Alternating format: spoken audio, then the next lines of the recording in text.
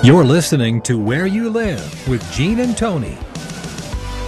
Welcome back to Where You Live. We're broadcasting from the Concierge Landscape Studios and brought to you by Extreme Exteriors. Our first story in property management in the news is out of the headlines from the New York Post this last week, citing that they believe there is a condo board member who's refusing to accept responsibility for another homeowner who happens to be an actor who killed themselves after they betrayed their dog. And what they mean by that is he ended up having his dog put to sleep. You get the idea that the condo board association here is just being terrible. But nowhere in this story, Tony, do you see any rules or regulations prohibiting people from having dogs or prohibiting him from having a dog. That's right. In fact, they grandfathered in his dog, Rocco, who was a pit bull, because they have subsequently passed a rule that is not going to allow pit bulls in the building. But Rocco was grandfathered in. And that's, it's not uncommon that some dogs that have been known as vicious dogs, certain breeds are kept out of homeowner associations. There's often prohibitions against certain breeds, and for good reason. Not only because they have a bad reputation or a bad history, some insurance companies also prohibit those breeds from living in multi-unit communities. That's a very good point. And so when people think of the board of directors as being the ones that are being the Simon Legree here, they may have to, because it's either that or they may not be insured. That's right. That's right. One of the victims, Nick's friends, said she was very sad that she didn't call 911 when he called her that day to say he didn't want to live anymore. And she was very sad that she didn't just take the dog back in November when he asked, you know why it's not her fault? And you know why I understand she's sad, but she's not to blame, because his reaction was not a reasonable reaction to this situation. She would never in a million years, I don't think a sane, rational person would ever think, I can't take your dog, I'm so sorry,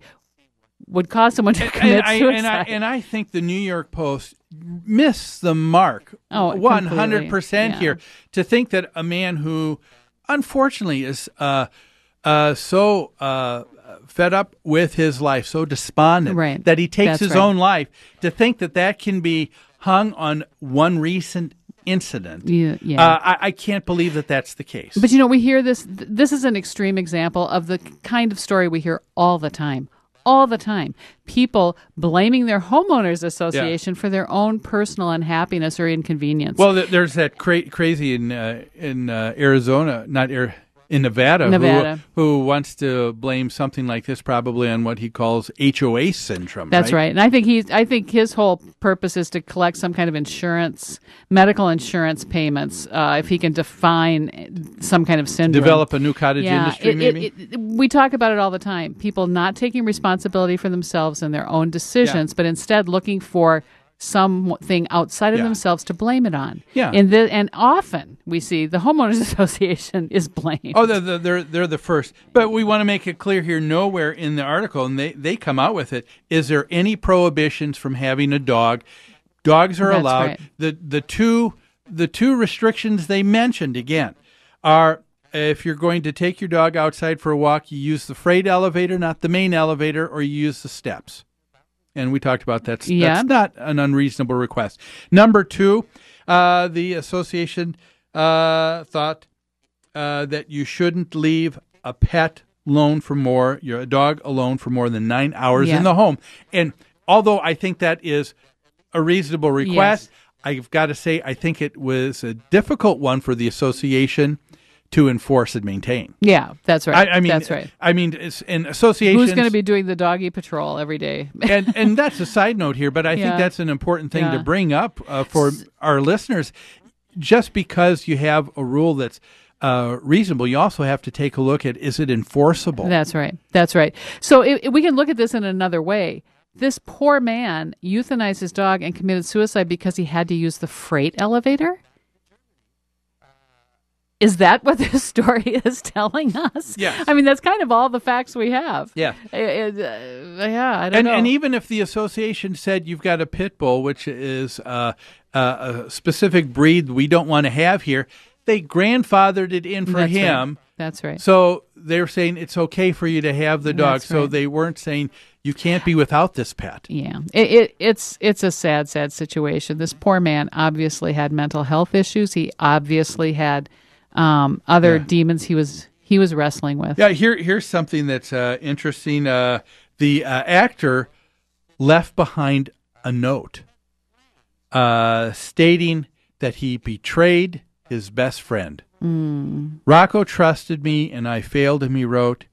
He didn't deserve this. And I'm just thinking, if he didn't deserve this, why did you do that? There is other things here, obviously, in a troubled man who is having other issues than with his life. To think that is a reasonable thought to kill a pet that you love so much. I mean, to me, that almost kind of smacks of the pharaohs in Egypt. You know, they killed when they died. They took everybody else with them. That's Why? true. Because they thought they didn't want to be alone. They thought it was going to be carrying everything with them in the afterlife. Yeah. But here, I mean, why would you do that? Yeah. If you really cared for the dog, you wouldn't do this. You'd give the dog up. Like so many situations like this, we are left trying to rationally explain completely irrational acts. Yes. There's no sense or sanity to this. Yes, but we're certainly agreed on here that this is a case where vilifying the board is absolutely outrageous, and it's just uncalled for, you know. To say that anybody on the board here needs to accept this kind of responsibility is just being grandiose, I think, in their statements. And, perhaps they thought this headline would sell newspapers. Yeah, and I think maybe that is probably the bigger disgrace out of all of that. You know, and I mean, if you love an animal, what were the other options that you would do, Tony? Well, it sounds like he tried at least to find another home for the animal. That would be option number one. He might consider selling and moving.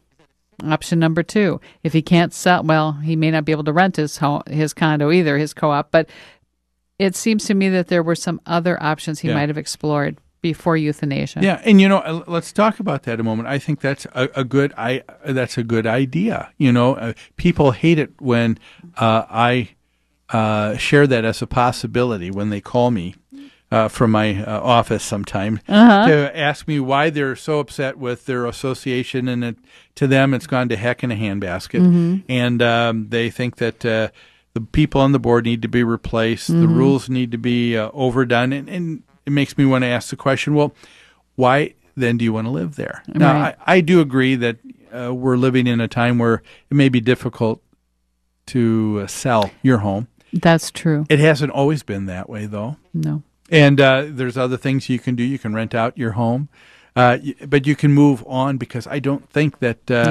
I mean, if you really find your association that egregious, why would you want to be around people like that?